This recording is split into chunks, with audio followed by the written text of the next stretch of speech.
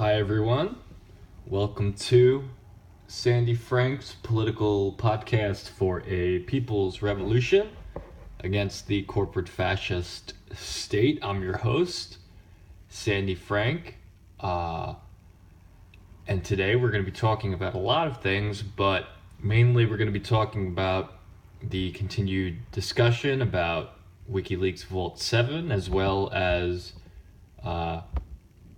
we are going to be also talking about, the United States is now fully invading Syria, and the recent murders by the U.S. government in the Middle East, the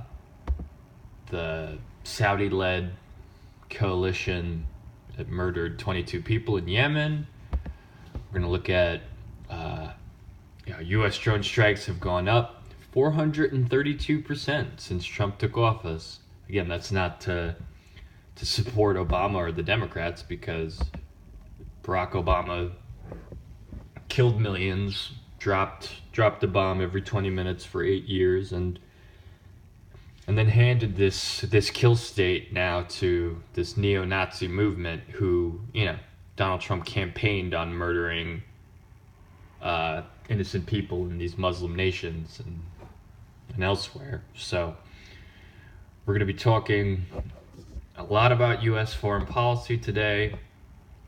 But first, we're just going to continue our discussion about the fear-mongering of the establishment corporate media. And today, March 11th, 2017, we're getting the corporate media constant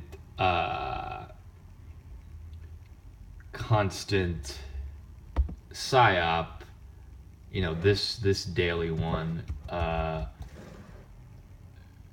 pertaining to Preet Bharara, who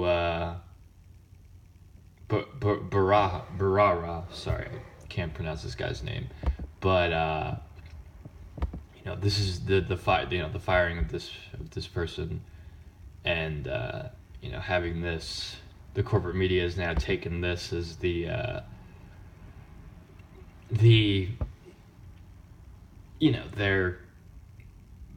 what they're going to be concentrating on for probably about a week or two now, is all of these people being fired by Sessions and the Trump administration. In many ways it's pretty common what they're doing. I don't agree with Trump, and I didn't agree with any of Obama's appointees, but it's of course not about any of these people being fired. It's of course about the distracting people from actual issues that matter, like the United States having a global surveillance state as well as a global murder state. So we're going to look at RT's article. This is very important. Of the disaster poll shows Democrats less popular than Trump, GOP, or media. And this is because of their Russia mongering and not, claiming to be a party for working people, but not standing up for working people whatsoever. So let's read a little bit of this article. President Donald Trump may tweet too much, but his approval ratings are higher than those of the media and the opposition Democrats, a new poll has shown. The results are ringing an alarm bell among some liberals. A USA Today Suffolk University poll conducted in the first week of March shows Trump's approval rating at 47% and his personal favorability at 45%. 60% of respondents disapprove of his temper, and 59% think he tweets too much. While USA Today called Trump's approval a poor rating by historic standards, the numbers looked even worse for his opponent in the November 2016 presidential election in the opposition Democratic Party. Hillary Clinton recorded only a 35% approval rating, while the Democrats were at 36%. This is a disaster at a time when Donald Trump is the least liked president ever, measured at this point in his first term. The Democratic Party has found a way to be even less liked than him. This is how Donald Trump wins a second term, progressive activist Sean King wrote in the New York Daily News on Thursday. I'm no Sean King fan. He's a complete neoliberal moron. And there's people in the corporate media who are, they know what they're doing and they're trying to distract people. But Sean King is really a dumbass who will just go along with any wave of sensationalism. And the New York Daily News is just a fucking rag. I hate it so much. Coming from New York, it's nothing but nonsense. It's it's the same thing as the Post, except it claims not to be. So the Democratic Party struggles to hear the truth about itself, King added, and pointed out that most Democrats he spoke with could not tell him what the party stands for. Last month, the Democrats elected former Labor Secretary Tom Perez as their new National Committee chair. Perez was backed by Clinton and former President Barack Obama, while his principal rival, Representative Keith Ellison, enjoyed the support of the left wing of the party, led by independent Vermont Senator Bernie Sanders. The party's poor showing in the Suffolk poll is even more significant when considering that the sample of 1,000 registered voters included 352 Democrats and 330 Republicans and 318 independents.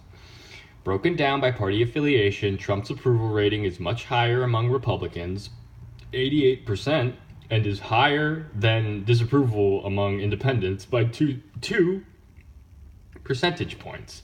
More Democrats, 11%, approve of Trump than Republicans disapprove, 8%.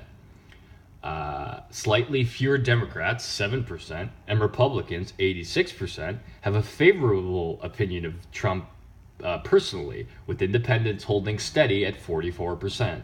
A whopping 93% of Republicans, 61% of independents, and even 15% of Democrats have an unfavorable view of Hillary Clinton, while slightly more independents, 57%, disapprove of Democrats than of Republicans, 51%. While the respondents mostly disagreed, 59%, with Trump's description of journalists as enemies of the people, the majority of Republicans, 78%, and independents, 56%, had an unfavorable view of the media, along with 19% of Democrats.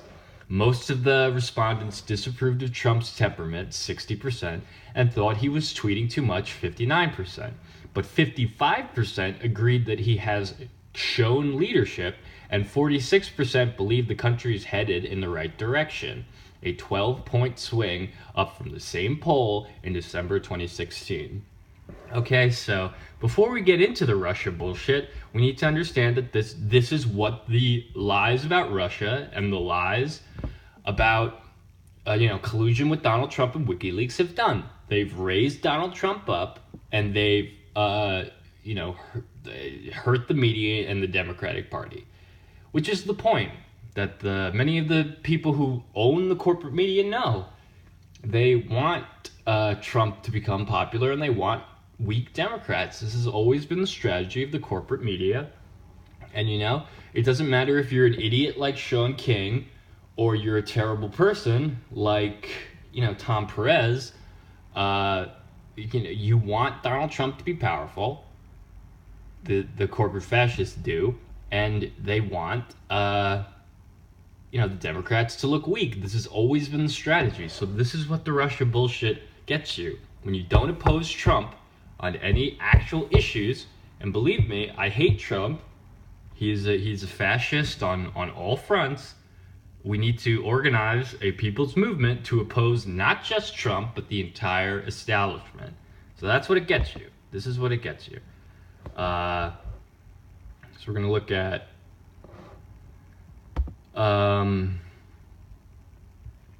fresh doubts about Russian hacking. We're going to... Let's take a look at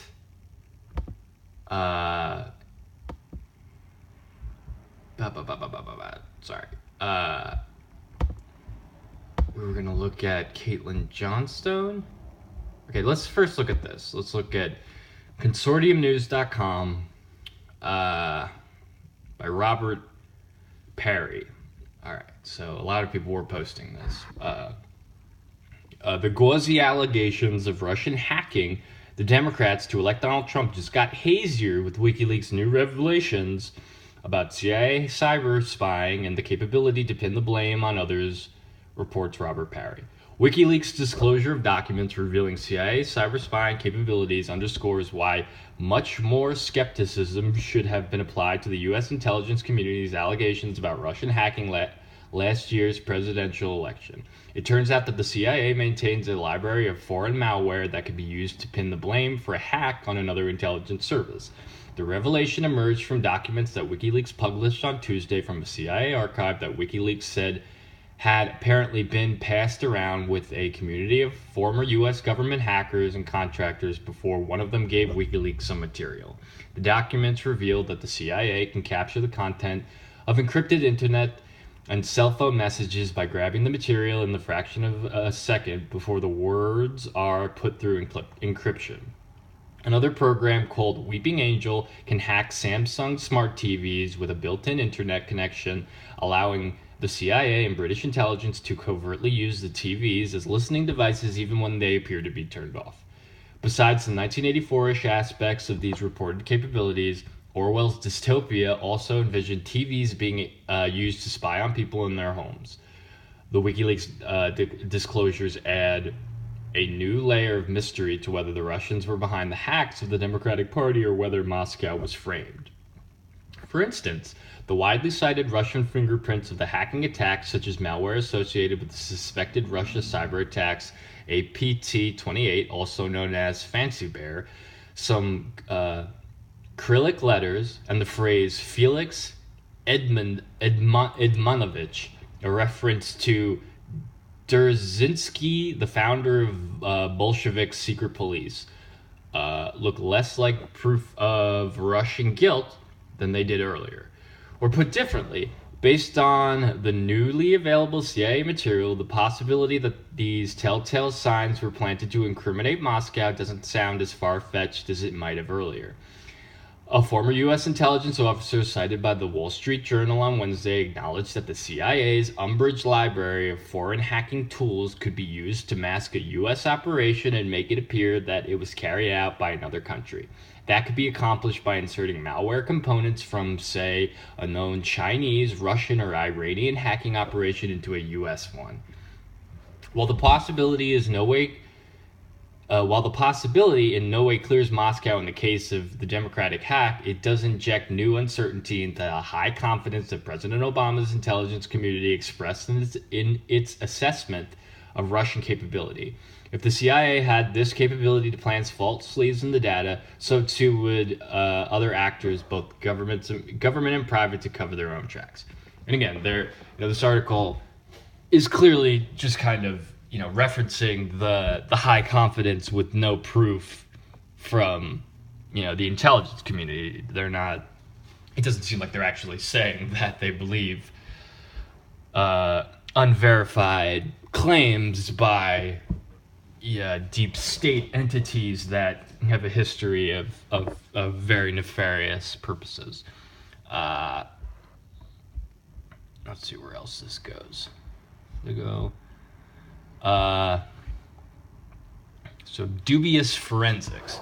Another problem with the U.S. intelligence community's assessment is that the forensics were left to private contractors working for the Democrats, not conducted independently by U.S. government experts.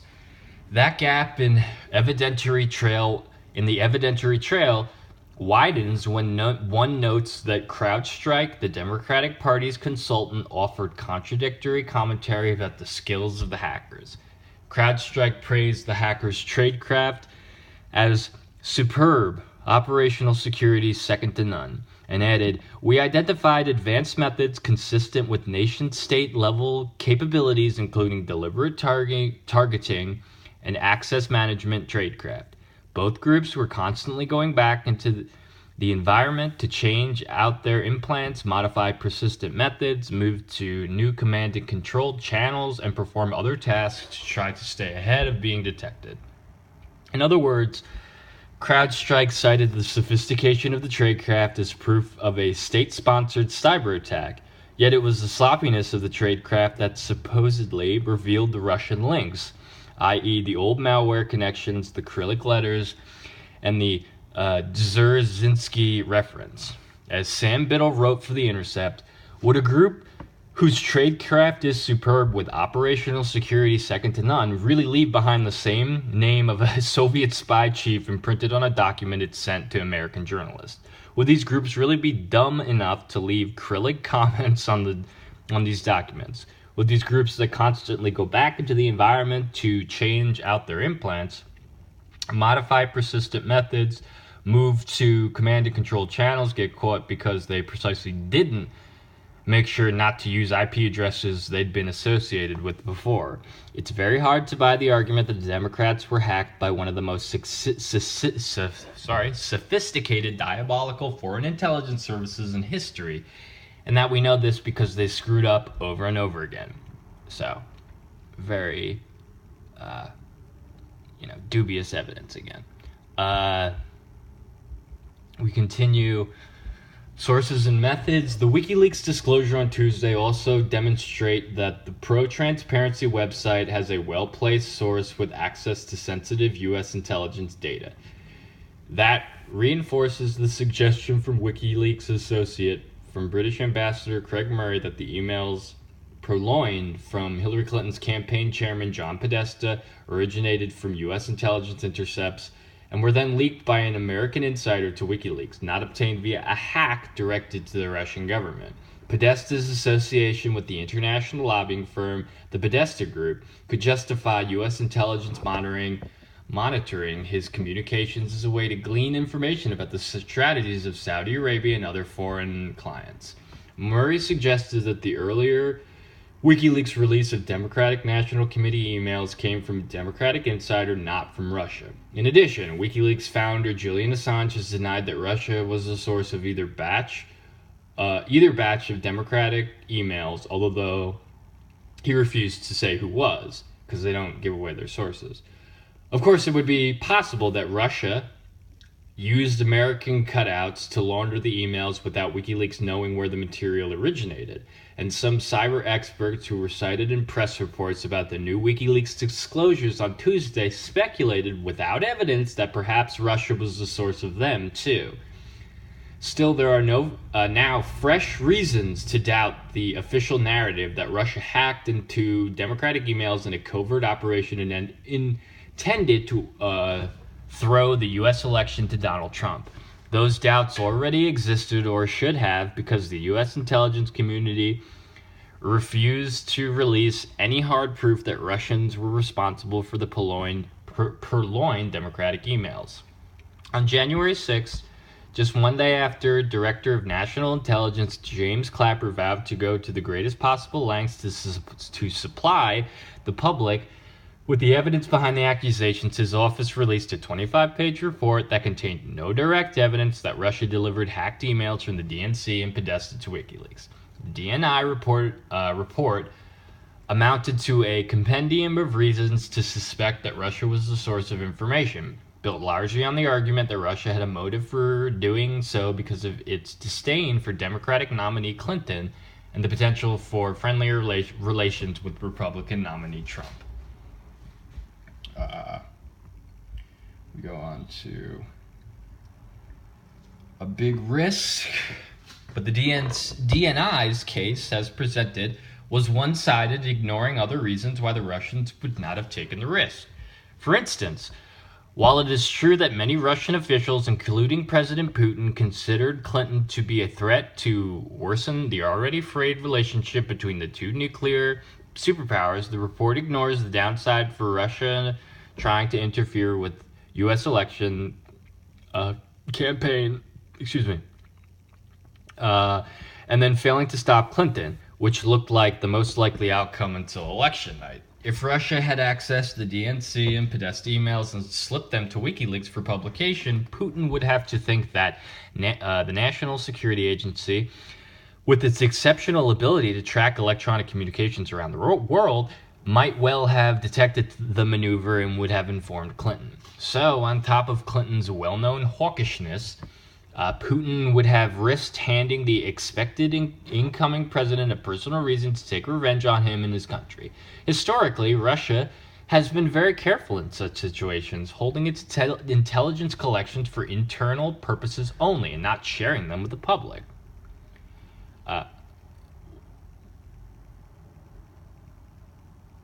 While it is conceivable that Putin decided... Sorry, folks, 1 second. While it is conceivable, Princess Bride moment, that Putin decided to take this extraordinary risk in this case, despite the widely held view that Clinton was a shoo-in to defeat Donald Trump, an objective report would have examined this counter-argument for him not doing so. But the DNI report was not driven by a desire to be even-handed. It was, in effect, a prosecutor's brief, albeit one that lacked any real evidence that the accused is guilty. Though it's impossible for an average U.S. citizen to know precisely what the U.S. intelligence community may have in its secret files, some former NSA officials who are familiar with the agency's eavesdropping capabilities say Washington's lack of certainty suggests that the NSA does not possess such evidence. That's the view of William Binney, who retired as NSA's technical director of world military and geopolitical analysis and who created many of the collection systems still used by the NSA. Binney, in an article co-written with former CIA analyst Ray McGovern, said, "With respect to the alleged interference by Russia and WikiLeaks in the U.S. election, it is the major mystery why U.S. intelligence feels it must rely on circumstantial evidence when it has NSA's vacuum cleaner sucking up hard evidence galore. What we know of NSA's capabilities shows that the email disclosures were from leaking, not hacking." Released last summer, around the time of the Democratic National Convention, the DNC emails revealed senior party officials showing a preference for former Secretary of State Clinton over Senator Bernie Sanders, although the DNC was supposed to remain neutral. Later in the campaign, the Podesta leak exposed the contents of speeches that Clinton gave to Wall Street banks, which she wanted to keep secret from the American voters, and the existence of pay-to-play features of the Clinton Foundation. News articles based on the WikiLeaks material embarrassed the DNC and the Clinton campaign, but the rupture of secrets was not considered a very important factor in the Clintons' loss to Donald Trump.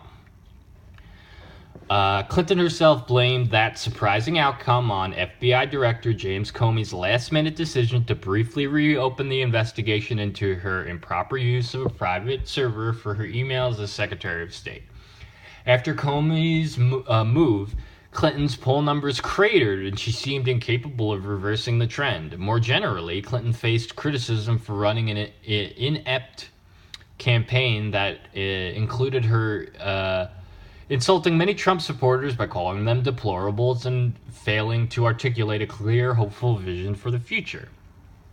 However, after the shock of Trump's stunning victory began to wear off, the outgoing Obama administration and angry Democrats began singling out Putin as a chief culprit in Clinton's defeat.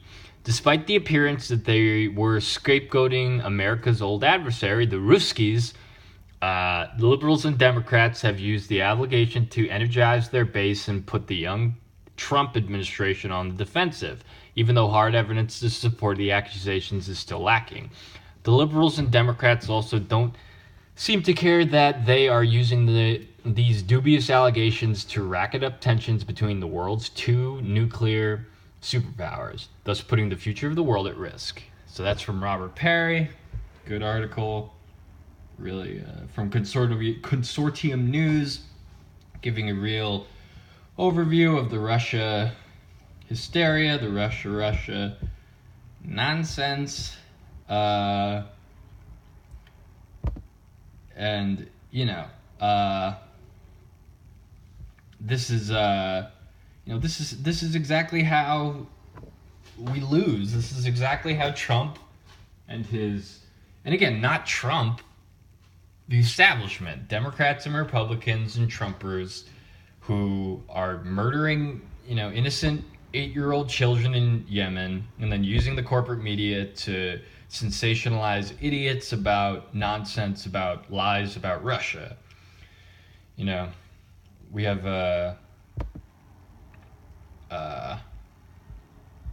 this McCarthyism, this ridiculous McCarthyism just sweeping the nation. We're going to look at the Intercept from Zaid Jilani about how this warmonger Michael Hayden, former CIA director and liar, is now making the rounds on television about nonsense, blaming they're blaming Russia, they're blaming Bernie Sanders, they're blaming Jill Stein, they're blaming deplorables, and now it looks like they're blaming millennials.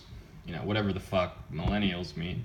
I guess they see that a lot of the people interested in WikiLeaks are millennials, I guess. I'm not sure how factual that is. But so let's read from Jelani.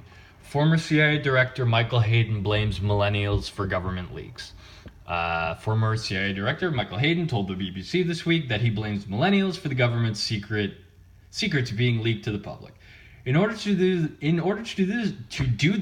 this kind of stuff, we have to recruit from a certain demographic, he said, referring to government surveillance.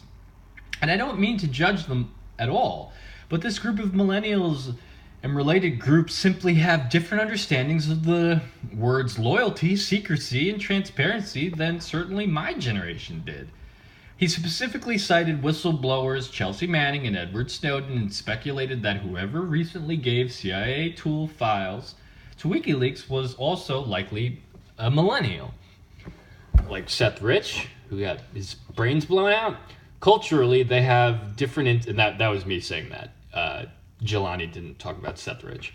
So, culturally, they have different instincts than people who made the decision to hire them, he said.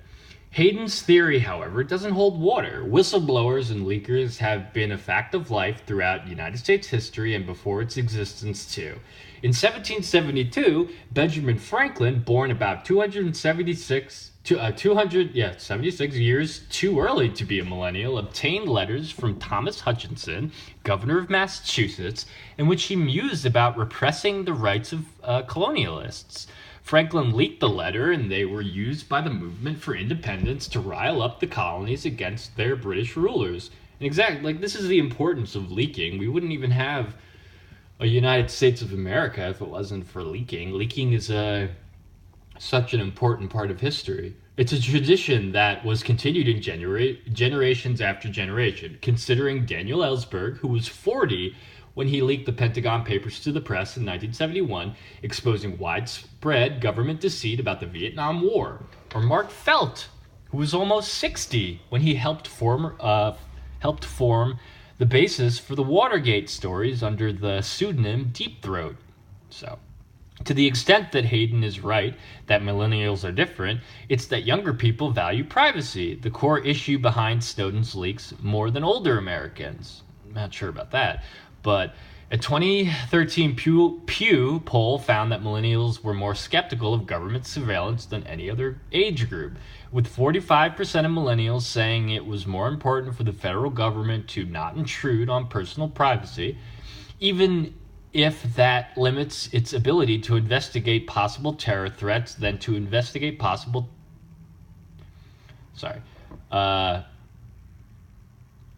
What do you say? Even if that limits its ability to investigate possible terror threats, then to investigate possible terror threats, even if that intrudes on personal privacy. Among those 65 years old and older, just 26% held that view. So, a 2015 poll commissioned by the ACLU found that 56% of Americans between the age of 18 to 29 have a favorable view of Snowden, while just 26 of those above the age of 55 shared that view. All right, so that's interesting how, millennials who are, more into this technological age, can really understand how important privacy is. But again, a good article about how really leaking information is so important to not just United States history, to fucking world history, to so much. So, government should be protecting our online privacy, not destroying it. And we have the Democrats' McCarthyism from Consortium News going after Jill Stein.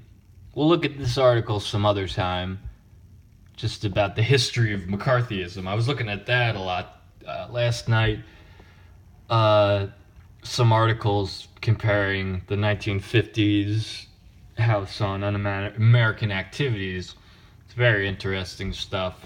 We'll look at that in another episode. And we're just going to, before we move on, we're going to look at an article from The Hill, of all places, one of the corporatists of, and again, Salon, The Hill, Washington Post, New York Times. A lot of these places are, now saying that the leak was, of course, a leak from someone inside the DNC and inside the State Department, the CIA, not a hack from Russia. But we're going to look at an article from The Hill.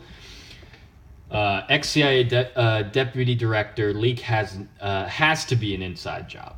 Former CIA deputy director Michael Morrell believes that the leak of the CIA documents published this week by WikiLeaks has to be an inside job. This data is not shared outside the CIA. It's only inside CIA, Morrell said in an interview with CBS This Morning on Saturday. He argued that the data is on CIA's secret network that is not connected to other networks. It's on CIA's top secret network, which is not connected to any other network, so this has to be an inside job, he added. WikiLeaks published thousands of CIA documents this week, claiming that they describe the agency's hacking tactics. The leaked documents suggested that the CIA used a number of techniques for surveillance, including the ability to hack mobile devices, computers, and televisions.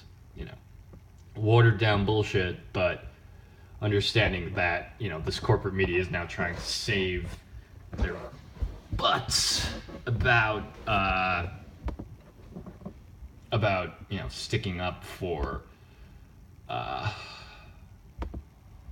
these deep state fascists. So now we're going to move on to the next part of the program, which is the way we actually counter Trump, which is, in a lot of ways we can counter Trump, but we need to counter Trump, and not Trump, the establishment, Obama, Democrats, Republicans.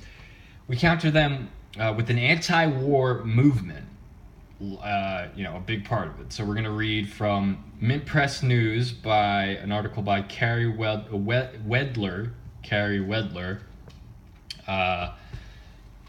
talking about the rise of drone attacks and the rise of military intervention that, Obama did himself, but also led the way for this to be put in the hands of neo-Nazis, like Trump.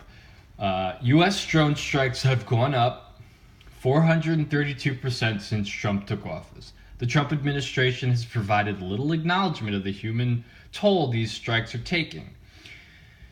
When he was in office, former President Barack Obama earned the ire of anti-war activists for his expansion of Bush's drone wars. The Nobel Prize-winning head of state ordered 10 times more drone strikes than the previous president, and estimates late in Obama's presidency showed 49 out of 50 victims were civilians. In 2015, it was reported that up to 90% of drone casualties were not the intended targets. Current President Donald Trump campaigned on a less interventionist foreign policy, claiming to be opposed to nation-building and misguided invasions. But less than 2 months into his presidency, Trump has expanded the drone strikes that plagued Obama's peaceful, quote-unquote, peaceful presidency. And again, that's pretty true about Trump. He did, talk, bullshit about how he was against Iraq and all this. But, he also did say, kind of pander to his base, saying he wanted to, ramp up the wars as well. But, he did make a lot of claims that he was against, these terrible counterproductive wars. Counterproductive is a stupid word, but excuse me. According to an analysis from Micah Zenko, an analyst with the Council on Foreign Relations, Trump has markedly increased U.S. drone strikes since taking office. Zenko, who reported earlier this year on the over 26,000 bombs Obama dropped in 2016, summarized the increase. During President Obama's 2 terms in office, he approved 542 such targeted strikes in 2,920 days, over every 5.4 days. From his inauguration through today, President Trump has approved at least 36 drone strikes or raids in 45 days, one every 1.25 days. And that estimate of Obama's, I'm not sure how much we could take this, believe that, because we know that the government wasn't reporting a lot of the murdering Obama was doing. But yeah, regardless, that's an increase of 432% from the official numbers. He highlights some of the attacks. These include 3 drone strikes in Yemen on January 20th, 21st, and 22nd, the January 28th Navy SEAL raid in Yemen, 1 reported strike in Pakistan on March 1st, more than 30 strikes in Yemen on March 2nd and 3rd, good God, and at least 1 more on March 6th. The Trump administration has provided little acknowledgement of the human toll these strikes are taking. As journalist Glenn Greenwald noted in The Intercept, the Trump administration hastily brushed off recent civilian casualties in favor of honoring the life of a single U.S. soldier who died during one of the Yemen raids just days after Trump took office. The raid, this is quoting Greenwald, I believe. The raid in Yemen that cost Owens his life, also killed 30 other people, including many civilians, at least 9 of whom were children. None of them were mentioned by Trump in last night's speech, let alone honored with applause and the presence of grieving relatives. That's because they were Yemenis, not Americans. Therefore, their deaths and lives must be ignored. The only exception was some fleeting media mention of the 8-year-old daughter of Anwar al-Awlaki, but only because she was a U.S. citizen and because of the irony that Obama killed her 16-year-old American brother with a drone strike, and also her father earlier. Greenwald notes this is typical of not just Trump, but the American war machine in general. We fixate on the Americans killed, learning their names and life stories and the plight of their spouses and parents, but steadfastly ignore the innocent people the U.S. government kills, whose numbers are always far greater. Though some Trump supporters sang his praises as a peace candidate before he took office, the president's militarism was apparent on many occasions. He openly advocated increasing the size and scope of the military, a promise he is now moving to keep. And as Zenko highlights, Trump was disingenuous with his rhetoric against interventionism. Quote, he claimed to have opposed the 2003 Iraq war when he actually backed it, and to have opposed the 2011 Libya intervention when he actually strongly endorsed it, including with U.S. ground troops. Yet Trump and his loyalists consistently implied that he would be less supportive of costly and bloody foreign wars, especially when compared to President Obama, and by extension, former Secretary of State Hillary Clinton. As Trump continues to dig his heels into decades-old policies, he has criticized himself, reportedly mulling over sending ground troops into Syria. He is increasingly proved to be yet another establishment warmonger implementing policies that spawn the creation of more terrorism. As Zenko concludes, quote, we are now on our 3rd post-9/11 administration pursuing many of the same policies that have failed to meaningfully reduce the number of jihadist extremist fighters or their attractiveness among potential recruits or self-directed terrorists. The global war on terrorism remains broadly unquestioned within Washington, no matter who is in the White House. And again, Washington created false flag terrorism to lie about Islam and profit the war machine. Again, that was my take. That wasn't. I'm sure Mint Press would agree with that. But so now we're going into. Now we're going to look at the full out invasion that the Trump government is now perpetrating in Syria. So let's look at. We're going to look at from The Guardian. U.S. sends hundreds of Marines to Syria to support against ISIS. Boots on the ground near Raqqa, a sign that the White House will give military chiefs more freedom to tackle Islamist State. And this Guardian article is probably going to make me vomit, but let's look at it regardless. A few hundred Marines with heavy artillery have been deployed to Syria in preparation to fight to oust the Islamic State from its self-declared headquarters of Raqqa, a senior U.S. official said on Wednesday. The deployment is temporary, but is a sign Donald Trump's White House is leaning toward giving the Pentagon greater flexibility in making routine combat decisions in the fight against ISIS, ISIS is also the U.S. government. Military commanders, frustrated by what they considered micromanagement under the previous administration, have argued for greater freedom to make daily decisions on how best to fight the enemy. The Marines moving into Syria are positioning howitzers to be ready to help local Syrian forces, said the official, who was not authorized to discuss the deployment publicity. In addition, the U.S. is preparing to send hundreds of troops to Kuwait to be ready to fight ISIS where if needed, the official said. The number would be fewer than 1,000, the official said. The latest troop movements come to on the heels of the recent temporary deployment of dozens of army forces to the outskirts of Manbij, Syria, in what the Pentagon called to reassure and deter mission. Flying American flags and moving in large, heavily armored vehicles, the troops were there to keep a lid on tensions in the area, the Pentagon said.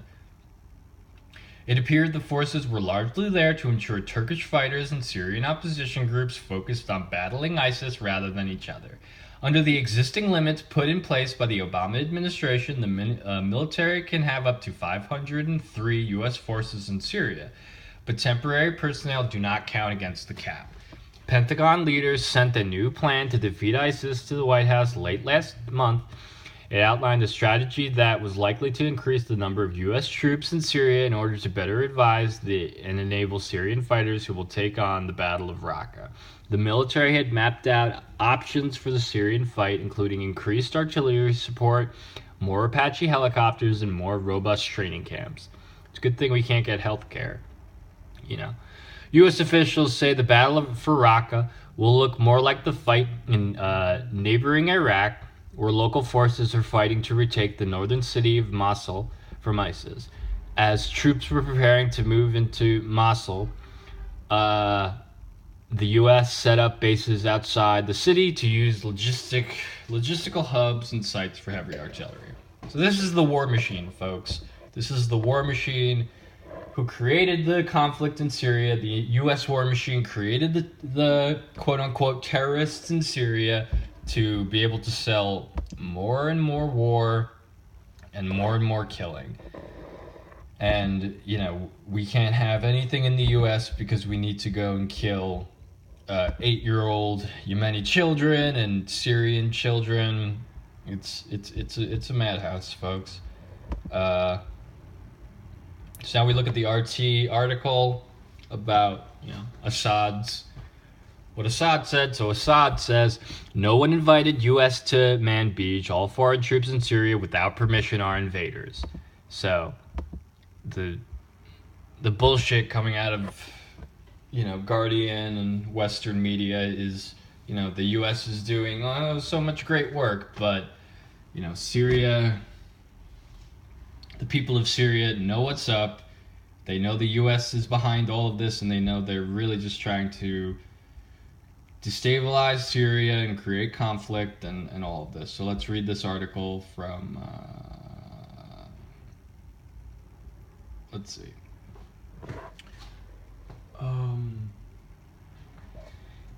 any foreign forces, including those from the U.S. that enter Syria without invitation are invaders. Syrian President Bashar Assad